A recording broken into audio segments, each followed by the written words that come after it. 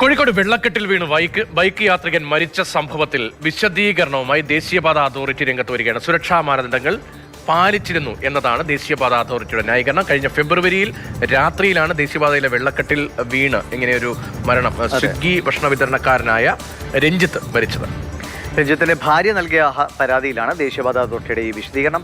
Rahul KV അതിനെക്കുറിച്ച് നമ്മളോട് വിശദീകരിക്കും. രാഹുൽ, വളരെ സങ്കടകരമായ അവസ്ഥയായിരുന്നു. ആ വാർത്ത വന്ന സമയത്ത് നമുക്ക് ഓർമ്മയുണ്ട്. ആ കുടുംബത്തിന്റെ ഒരു അത്താണിയാണ് അദ്ദേഹത്തെ വരാൻ വൈകുന്നു, പിന്നെ അന്വേഷിക്കുന്നു, അങ്ങനെ ഈ മരണം പെട്ടതായി കണ്ടെത്തുകയായിരുന്നു.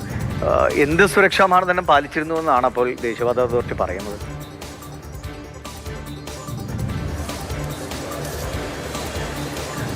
ദിവിഷ്, അവിടെ എല്ലാ മാനദണ്ഡങ്ങളും കൃത്യമായി പാലിച്ചിരുന്നു എന്നാണ് ദേശീയപാതയുടെ അതോറിറ്റിയുടെ ഈ ഒരു റിപ്പോർട്ടിൽ അവർ വിശദീകരിക്കുന്നത്. അതായത് വെള്ളം നിറച്ച ബാരിക്കേഡുകൾ, റിഫ്ലക്റ്റീവ് ടാപ്പുകൾ, മുന്നറിയിപ്പ് ബോർഡുകൾ, വേഗനിയന്ത്രണത്തിനുള്ള മുന്നറിയിപ്പ് എന്നിവ കൃത്യമായി അവിടെ സ്ഥാപിച്ചിരുന്നു എന്നതാണ് ദേശീയപാതയുടെ വിശദീകരണം. പക്ഷേ നാട്ടുകാരൊക്കെ അവിടെ പറഞ്ഞിരുന്നത് അപകടമുണ്ടായതിന് തൊട്ടു പിന്നാലെയുള്ള പ്രതികരണം ഇവിടെ മതിയായ സുരക്ഷാ മാനദണ്ഡങ്ങളൊന്നും തന്നെ ഇല്ല, ഇതുപോലെ വലിയൊരു വെള്ളക്കെട്ടുള്ള സ്ഥലത്ത് സ്ഥാപിക്കേണ്ടുന്ന വിധത്തിൽ ബാരിക്കേഡുകളൊന്നും തന്നെ സ്ഥാപിക്കാതെയാണ് ദേശീയപാതയുടെ നിർമ്മാണം എന്നുള്ളതായിരുന്നു.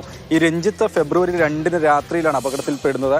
പിറ്റേ ദിവസം രാവിലെ മാത്രമാണ് ആളുകൾ വെള്ളക്കെട്ടിൽ രഞ്ജിത്തിനെ കാണുന്നതും പിന്നീട് പുറത്തെടുക്കുന്നതും. ഇതിനും ആഴ്ചകൾക്ക് മുൻപ്, ദിവസങ്ങൾക്ക് മുൻപ് മറ്റൊരാൾ കൂടി ഇവിടെ ഈ കുഴിയിൽ വീണ് അപകടത്തിൽ പെട്ടിരുന്നു. എന്തായാലും പോലീസിന്റെ അന്വേഷണത്തിൽ ദേശീയപാത അതോറിറ്റിക്ക്, ദേശീയപാത നിർമ്മാണത്തിൽ ഗുരുതരമായ വീഴ്ച സംഭവിച്ചു എന്നാണ് കണ്ടെത്തിയിരുന്നത്. തുടർന്ന് 3 ഉദ്യോഗസ്ഥർക്കെതിരെ പോലീസ് മനഃപൂർവ്വമല്ലാത്ത നരഹത്യ കുറ്റം ഉൾപ്പെടെ വകുപ്പ് ചുമത്തി കേസെടുക്കുകയും ചെയ്തിരുന്നു. പക്ഷേ ദേശീയപാത അതോറിറ്റിയുടെ അന്വേഷണം വരുന്ന സമയത്ത് കൃത്യമായി അവിടെ വീഴ്ചയില്ല എന്നുള്ളൊരു ന്യായീകരണം നിർത്തിക്കൊണ്ടാണ് അവരുടെ ഒരു റിപ്പോർട്ട് വരുന്നത്. രഞ്ജിത്തിന്റെ ഭാര്യ നൽകിയ പരാതി അത് പരിഗണിച്ചുകൊണ്ട് അന്വേഷണം നടത്തി ഇത്തരത്തിലാണ് കണ്ടെത്തലുകൾ എന്നുകൂടിയാണ് ദേശീയപാത അതോറിറ്റിയുടെ ഈ റിപ്പോർട്ടിൽ വ്യക്തമാക്കുന്നത്. ഒപ്പം തന്നെ നഷ്ടപരിഹാരം ആവശ്യം. ശരി രാഹുൽ, ഈ പരാതി നൽകിയ പ്രിയ, മരിച്ച രഞ്ജിത്തിന്റെ ഭാര്യ, അവർ ടെലിഫോൺ ലൈനിലുണ്ട്.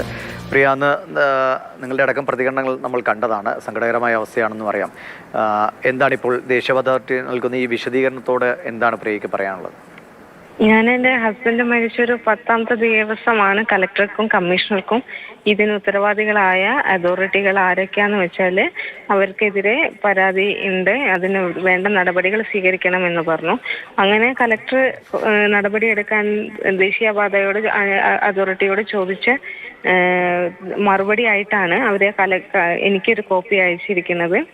എല്ലാവിധ സേഫ്റ്റി മെഷേഴ്സും അവരെടുത്തിട്ടുണ്ട്. Water barricades, red ribbon, caution board, speed limit, men network speed limit control ചെയ്യണം എന്നുള്ള ബോർഡുകൾ വെച്ച് എന്നാണ് പറയുന്നത്. എന്നാൽ ഇങ്ങനെയൊരു കാര്യം ഉണ്ടായിട്ടില്ല എന്ന് അന്നത്തെ ദിവസം ബോഡി എടുക്കുന്നത് മുതലുള്ള വീഡിയോ, എല്ലാ ചാനലുകളുടെയും വീഡിയോ കവറേജിൽ കൃത്യമായിട്ട് കാണാം.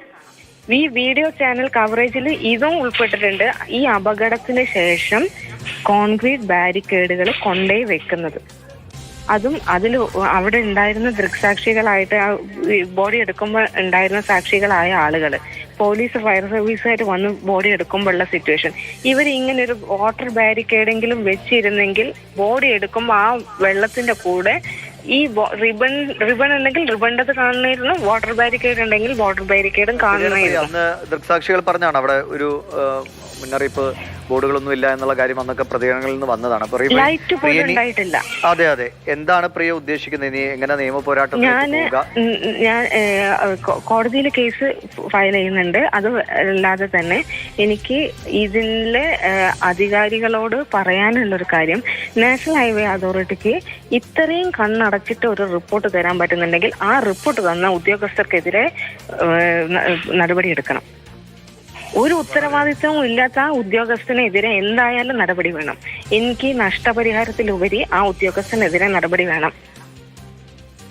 നഷ്ടപരിഹാരമല്ലല്ലോ വളരെ പ്രധാനപ്പെട്ട പ്രശ്നം. അങ്ങ് പറഞ്ഞതുപോലെ തന്നെ ഇങ്ങനെ കണ്ണടച്ച് ഒരു റിപ്പോർട്ട് നൽകുക മാത്രമല്ല, എത്ര കുടുംബങ്ങൾ സമാനമായി ഇതിനുശേഷം ഇതേ രീതിയിൽ ഇവിടെ കായംകുളത്ത് ഒരു യുവാവ് മരിച്ചു.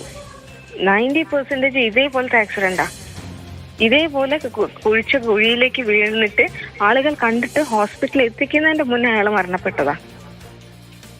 എന്നിട്ടും അവർ ഇങ്ങനെ റിപ്പോർട്ട് തന്നിട്ടുണ്ടെങ്കിൽ എന്ത് അർത്ഥത്തിലാണ് അവർ തന്നത്? അവർ ആ സ്ഥാനത്ത് ഇരിക്കാൻ യോഗ്യനല്ല. അവരെ ഇമ്മീഡിയറ്റ് ആയിട്ട് അവർ ആ സ്ഥാനത്ത് നിന്ന് മാറ്റുന്ന വേണം. ഇത്രയും കണ്ണടച്ചൊരു റിപ്പോർട്ട് തരാൻ പറ്റുന്ന ഉദ്യോഗസ്ഥനെ നിർത്തിക്കഴിഞ്ഞാൽ നാളെയും പല ജീവനുകളും പോകും. നീതി ഉറപ്പാകുന്നതുവരെ നിയമ പോരാട്ടം തുടരും അല്ലേ പ്രിയ? അതെ. ശരി, വളരെ നന്ദി പ്രിയ. വളരെ സങ്കട